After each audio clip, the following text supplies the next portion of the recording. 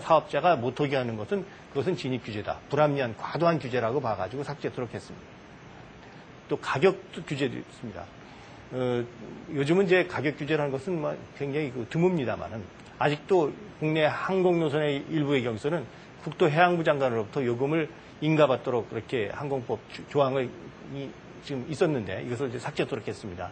실제로 이런 소위 요금 같은 거에 대한 인가한 그런 규제들은 아직도 여러 군데가 남아 있습니다. 그래서 공정위로서는 이것이 가격에 대한 그 인가라는 건 결국 가격을 정부가 정해 주는 것이기 때문에 아주 불가피한 경우, 예를 들면은 아까 이제 전기요금 같은 경우에 이제 특별한 그런 경우를 제외하고 나면은 이런 것은 이 항공요금 같은 것은 또 상당히 경쟁도 이루어지고 있기 때문에 굳이 그걸 정부가 통제할 필요가 없다 하는 그런 입장에서 다 삭제를 하도록 이렇게 하고 있습니다. 이제 드디어 저희 공정위가 주로 그 역점을 두고 서고 있는 이제 독과점에 대한 그 규제가 되겠습니다. 잘 아시다시피 그 시장은 보통 소위 참가자 수에 따라서 독점 시장, 과점 시장, 완전 경쟁 시장으로 나눕니다. 경제 원론에서 다 배우셨을 것으로 생각됩니다. 그래서 참여자 수가 하나일 경우에는 독점이 되고요. 이 경우에 이제 생산자가 가격과 생산량을 이제 결정하도록 할 수 있는 그런 상태가 되겠습니다. 그 다음에 과점 시장의 경우는 대개 두세 개의 그 사업자가 참여하는 것으로서 실질적으로 그 독점 시장과 이제 유사한 측면이 있습니다. 반면에 이제 참가자 수가 다수인 경우에는 사실상 완전 경쟁이 이루어져 가지고 대개 그 생산자들, 참여자들은 가격을 갖다가 자기가 마음대로 올리거나 내리지 못하고 일단 주어진 것으로 보고 서로 눈치 보면서 옆에 있는 다른 경쟁자가 가격을 어떻게 책정하냐에 따라서 그걸 감안해 가지고 이제 가격을 책정할 수밖에 없습니다. 그래서 이 독점의 경우에는 이제 가장 큰 문제는 뭐냐면 독점 기업은 경쟁 시장에 비해서 가격을 높게 받아가지고 소비자에게 피해를 준다는 것입니다. 실제로 그럼 그 신뢰를 한번 찾아보도록 하죠. 그 뒤에 나옵니다만은 미국에서 그 1997년에 소위 그 학용품 그 유통 체인인 그 오피스 데포하고 그다음에 그 스테이플즈라는 그 두 개의 그 대형 체인의 어떤 기업 결합을 심사한 적이 있어요. M&A를 하려고 했습니다. 그래서 그 M&A를 이제 심사를 하는데 그 과정에서 이제 그 지역별로 특징을 살펴보니까 이 독점과 경쟁 사이에 상당한 그 가격 차이가 많이 나오는 게 나타났습니다. 다시 말하면 올랜드, 플로리다의 그 디즈니월드가 있는 데가 올랜드죠. 올랜드에는 그런 그 대형 문구 체인이 3개기가 있었습니다.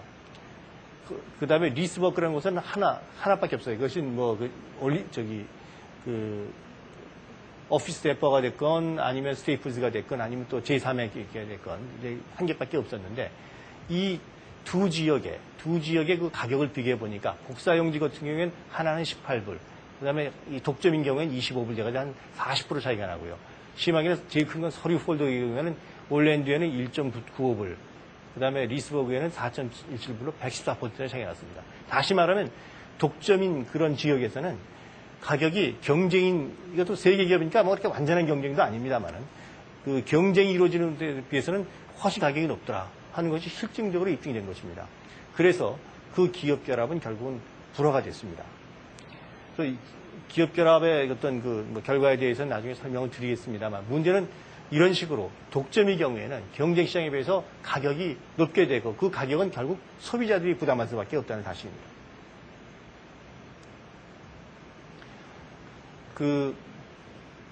여러분들 경제 언론에서는 다 배우신 사항입니다. 사실상 통상적으로 시장에서 경쟁이 이루어진다고 한다면은 소위 생산자의 공급 곡선과 그 다음에 소비자의 그 수요 곡선이 만나는 곳에서 가격이 형성이 돼가지고 그래서 이 부분, 다시 말하면 이 가격에서 그 윗부분은 이것이 소비자 잉여가 되고 그 다음에 그 아랫부분은 생산자 잉여가 되는 것으로 해서 전체적으로 볼 때 사회적인 총 후생은 이런 정도로 되는 것으로 이렇게 다 설명이 되고 여러분들 잘 아실 겁니다. 이것은 이제 효용과 실제 그 가격과의 그 차이로 발생하는 그런 어떤 그 사회적인 후생이라고 할 수가 있습니다. 이것이 이제 통상적으로 경쟁이 이루어질 때 나타나는 그런 가격인데요. 가격이고 이 가격에 따라서 이제 이만큼 이제 말하자면 공급이 되는 것입니다. 그것이 수요 곡선 수요 곡선과 공급 곡선이 만나는 곳에서 그 지점에 그 가격이 결정이 되고 그 가격만큼 여기 물량이 공급이 된다고 했습니다. 그런데 이 독점의 경우에는 그것이 상황이 달라집니다.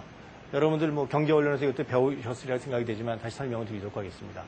수요 곡선은 마찬가지로 이렇게 우하향됩니다. 이제 공급 곡선의 경우에는 이제 수요 곡선이 이렇게 이루어지는데요. 그다음에 이제 공급 곡선의 경우에도 마찬가지로 오른쪽으로 올라가게 되는데 문제는 이런 독점의 경우에는 이 수요 곡선에 따라서 이것을 결정을 하지가 않고 이 소위 독점 사업자의 소위 그 수입에 대한 그 곡선에 따라서 결정합니다. 다시 말하면 이것이 MR이라는 건 이제 마지널 그 레비뉴라는 것인데요. 이 수입은 이런 식으로 갖다가 이제 그 급속도로 이렇게 떨어지게 됩니다. 그래서 이것이 이제 이 MC는 마지널 코스트라서 소위 자기가 그 생산에 들어가는 비용만큼 그 수입이 발생할 때까지 말하자면 그 공급량을 증대시키는 겁니다. 그러면은 그에 따라서 이 물량이 결정이 되면은 가격은 이제 그 수요 곡선에 따라서 그 수요 곡선에서 이제 수요에 해당하는 그 가격이 형성이 되는데 이것은 아까 보시다시피 이 수요 곡선과 공급 곡선이 만나는 그 점보다 훨씬 높은 데 가격이 형성이 되고요. 그 다음에 이 공급량은 당초보다 이렇게 줄어들게 됩니다. 다시 말하면 이 독점 기업이 이제 생기게 되면은 공급량은 줄어들고 가격은 오히려 올라가게 되어 있습니다. 그래서 이제 여러분들 바로 여기서 가격 형성이 되면은 아까와 같이 그 소위 소비자 후생은 요 윗부분이 되는 거고요. 그 다음에 그 생산자 후생은 이제 이만큼이 되는 것인데 뭐 생산자 후생은 그러니까 뭐 더 늘어났을 수 있고 또는 뭐 그건 또 늘지 않을 수 있습니다. 근데 분명한 거는 소비자 후생이 많이 줄었죠. 더 중요한 것은 이만큼은 이 사회적 후생이 줄어드는 생산자에도 가지 않고 소비자에도 가지 않고 그냥 전체적으로 후생이 줄어드는 것입니다.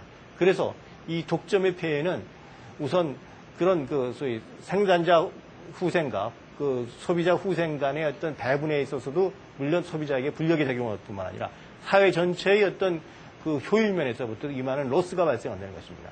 그래서 이 독점이라는 것은 경제학적으로 볼 때 아주 바람직하지 않은 그런 소비자 측면에서 뿐만 아니라 그 사회 전체 측면에서 볼 때도 바람직하지 않다. 그런 설명을 드릴 수가 있습니다.